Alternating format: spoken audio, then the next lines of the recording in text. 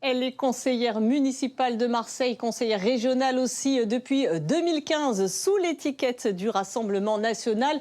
Une militante fidèle depuis près de 20 ans. Bonsoir à toutes et à tous. Notre invitée politique ce soir est Éléonore Bèze. Bonsoir, venez, je vous en prie, installez-vous. Bonsoir Nathalie. Merci. Bonsoir.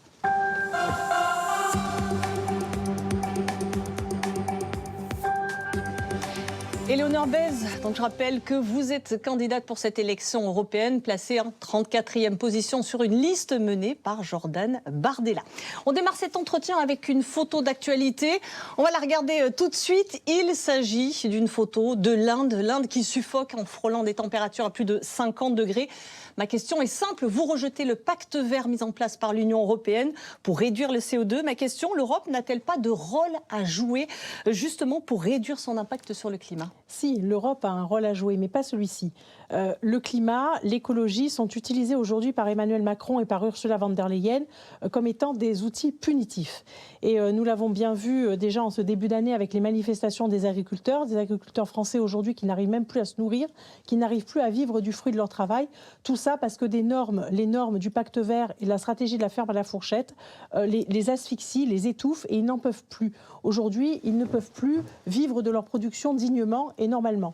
Et donc, si vous voulez, aujourd'hui, nous sommes opposés à ce pacte vert qui va entraîner, avec la stratégie de la ferme à la fourchette, des diminutions considérables de production avec des normes toujours plus importantes et qui va aussi entraîner des traités de concurrence déloyale qui mettent donc en concurrence déloyale nos agriculteurs avec des agriculteurs et des productions venues de l'autre bout du monde, par exemple au Chili. C'est ce que nous ne voulons pas. Nous voulons une agriculture locale, nous voulons produire local et que cela profite évidemment aux agriculteurs français. Et donc forcément aussi au climat si on produit de manière locale. Bien sûr. On va passer à la question suivante. On voit le parti mener là cette liste par Jordan Bardella est plutôt en avance dans les sondages. Elle séduit notamment les jeunes. Vous souhaitez notamment sur une partie économique soutenir les moins de 30 ans en proposant une suppression de l'impôt sur le revenu. Absolument, parce que les moins de 30 ans, eh bien, écoutez, il faut qu'ils démarrent dans la vie. Aujourd'hui, on le voit, c'est difficile pour eux. S'ils viennent vers nous, c'est justement parce que nous sommes aujourd'hui le parti, le mouvement vers lequel ils vont, parce que nous représentons le mieux les Français et les aspirations qu'ils ont en tant que jeunes, leurs doutes, leurs espoirs, leurs peurs, etc.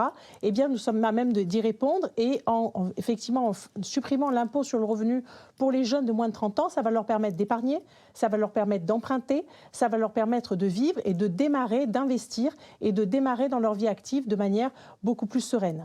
Un autre dossier que vous défendez aussi, c'est celui pour lutter contre l'immigration clandestine. Pour mieux contrôler les migrants, vous proposez une double frontière. Oui, alors si vous voulez, la double frontière, c'est très simple. C'est-à-dire qu'on prend les outils, aujourd'hui on renégocie les outils que l'on a, qui sont les outils Schengen et l'outil Frontex.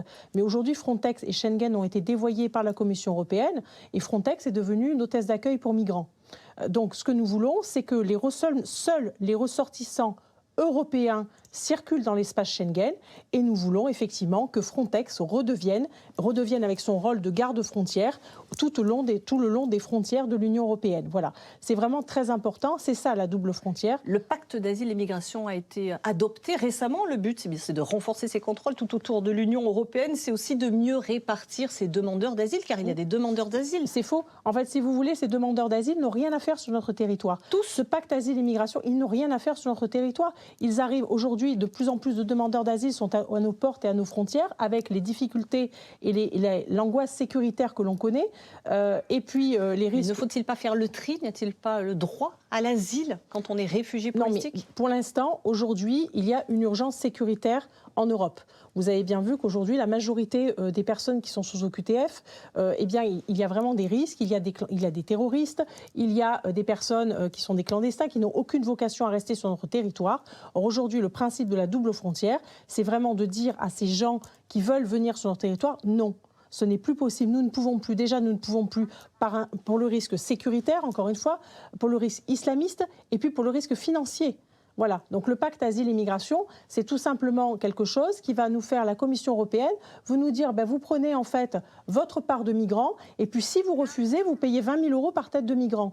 Enfin, je veux dire, dans un pays, la France, où les Français n'ont plus, se soucient vraiment de leur pouvoir d'achat et ne savent plus en fait comment finir leur fin de mois, il n'y a plus de place pour les migrants. Merci beaucoup, merci d'avoir répondu à toutes ces questions, Eleonore Bèze. Et puis prochain entretien politique demain soir, même heure. Merci. Merci.